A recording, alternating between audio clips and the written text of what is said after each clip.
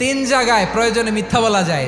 এক নাম্বার, আপনার ওয়াইফকে খুশি করার জন্য, সে একটু এরকম না বলে একটু কৌশল করে বললে খুশি হবে, ওটা বলা যায়। দুই নাম্বার, জীবন মরণের ব্যাপার, জান বাঁচানোর জন্য একটু কৌশল করে ঘুরিয়ে বললেন, এটা জায়েজ। তিন নাম্বার, দুইজন ঝগড়া লাগছে তাদেরকে মিলিয়ে দেওয়ার জন্য কৌশল করে একটু মিথ্যা বলা, ঘুরিয়ে বলা যায়। দুইজনের মধ্যে দেখলেন যে সম্পর্ক খারাপ, একজনরে বললেন, ভাই সে তো ওই দিন আপনার ব্যাপারে অনেক প্রশংসা। কি আমার ব্যাপারে প্রশংসা? কি বললো? এই বললো আপনি নাকি এই করছেন ওই করছেন, অনেক প্রশংসা। লোকটার মন খুশি হয়ে যাবে তার ব্যাপারে, ঠিক কিনা?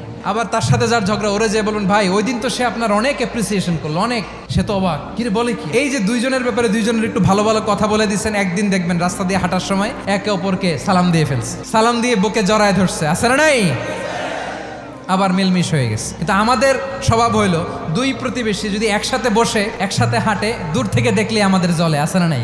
ঘটনা কি? এই দুইটার মধ্যে এত মিল কে? এই দুইটার মধ্যে গিরিঙ্গি লাগানো যায় কিভাবে?